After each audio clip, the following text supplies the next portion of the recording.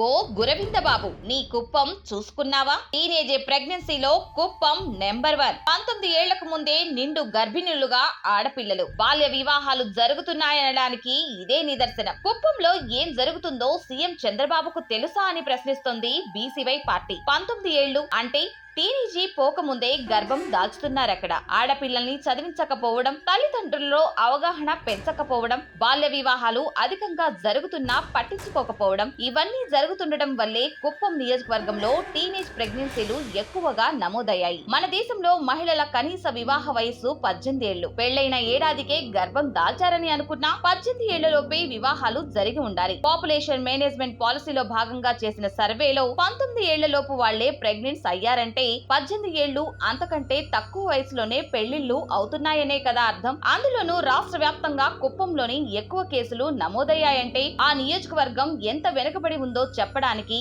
ఇంతకంటే నిదర్శనం ఏం కావాలి? టీనేజ్ ప్రెగ్నెన్సీ ప్రపంచ వ్యాప్తంగా ఉన్న సమస్యే కాదనడం లేదు, కానీ దాన్ని నివారించొచ్చు. అందుకే టీనేజ్ ప్రెగ్నెన్సీ 5% మించొద్దు అని ఒక అడ్డగీత పెట్టుకున్నారు. కానీ ఏపీలో మాత్రం టీనేజ్ ప్రెగ్నెన్సీ 8.8% నమోదైంది. స్వయంగా ప్రభుత్వం చేయించిన సర్వేలోనే ఈ విషయం బయటపడింది. సీఎం చంద్రబాబు ప్రాతినిధ్యం వహిస్తున్న కుప్పం నియోజకవర్గంలో అత్యధికంగా 14.9% టీనేజ్ ప్రెగ్నెన్సీలు నమోదయ్యాయి. కొన్ని జిల్లాల్లో అయితే 10%కి పైగా ఉందని తేలింది. కర్నూలు, నెల్లూరు, ప్రకాశం, అనంతపురం, బాపట్ల, పల్నాడు దాదాపుగా కరువు ఎక్కువగా ఉండే ఇలాంటి జిల్లాల్లో టీనేజ్ ప్రెగ్నెన్సీ 12%గా నమోదైంది. ఇక చిత్తూరు, తిరుపతి, అన్నమయ్య, ఏలూరు, సత్యసాయి, నంద్యాల జిల్లాల్లో అయితే 8 నుంచి 10% టీనేజ్ ప్రెగ్నెన్సీ ఉంది. ఆర్థిక వనరులు బాగున్న విశాఖ లాంటి జిల్లాల్లో అత్యల్పంగా టీనేజ్ ప్రెగ్నెన్సీ ఉన్నట్టు తెలుస్తుంది. ఇక్కడ కేవలం 3.98% టీనేజ్ ప్రెగ్నెన్సీ నమోదైనట్లు డేటా చెబుతుంది.